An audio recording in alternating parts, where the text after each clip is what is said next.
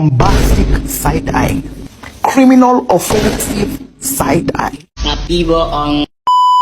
Guys, video. Guys, video. Halo guys, perkenalkan nama saya Vita Hari dari kelas 12 IPA 1. Jadi, di sini saya akan menjelaskan tentang replikasi DNA. Dadah guys, nanti saksikan ya videonya. Soalnya saya lagi di jalan, nggak mungkin kan saya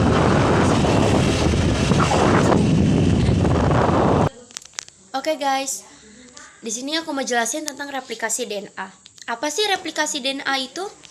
Jadi, replikasi DNA adalah proses penggandaan DNA sebagai materi genetik yang penting dalam pembelahan sel makhluk hidup, terutama pada fase anafase. Struktur DNA berbentuk double helix dengan dua rantai polimer DNA yang berpasangan secara komplementer, di mana adenin berpasangan dengan timin dan guanin berpasangan dengan sitosin melalui ikatan hidrogen. Nah, dalam proses replikasi ini, bentuk double helix akan diuraikan dengan bantuan dua protein, yaitu DNA helikase dan single strand DNA binding protein atau SSB. Jadi, DNA helikase bertugas menghidrolisis ATP untuk memisahkan rantai double helix menjadi dua single strands DNA. SBB kemudian menstabilkan struktur single strands DNA agar tetap lurus sehingga memudahkan proses replikasi.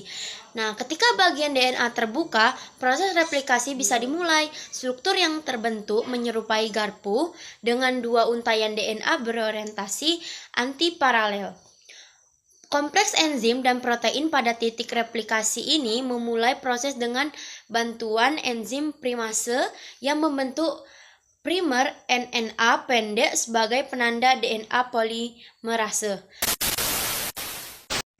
DNA polimerase bertugas merangkai mononukleotida membentuk DNA baru. Pada rantai landing strands DNA disintesis secara kontinu seiring dengan pembukaan double helix.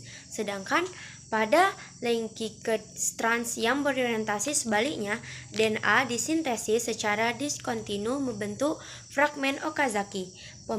Pembentukan setiap fragmen Okazaki dimulai dengan primer RNA yang baru dan setelah selesai, primer ini akan hilang oleh enzim oxonuklease. Selanjutnya, fragmen Okazaki disambung oleh DNA ligase menjadi rantai DNA yang utuh. DNA juga memiliki peran dalam menentukan sifat genetik setiap individu loh, karena urutan pasangan basa yang spesifik. Selain itu, DNA dapat berfungsi sebagai heterokatalitik dalam sintesis molekul lain seperti RNA dan autokatalitik dalam proses replikasinya sendiri. Jadi, terdapat 3 hipotesis replikasi DNA. Yang pertama adalah konservatif, yang kedua dispersif, dan ketiga semi-konservatif. Hipotesis semi-konservatif yang diajukan oleh Watson dan Crick menyatakan bahwa kedua rantai helix memisahkan diri, lalu setiap rantai menjadi cetakan bagi pasangan barunya.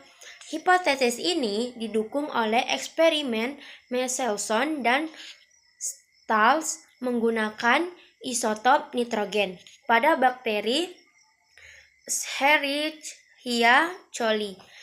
Hasil eksperimen mereka menunjukkan bahwa DNA mengikuti pola semi-konservatif, di mana setiap helix lama berpasangan dengan helix baru, membuktikan bahwa DNA tidak mengalami pemecahan kembali di antara pembelahan sel.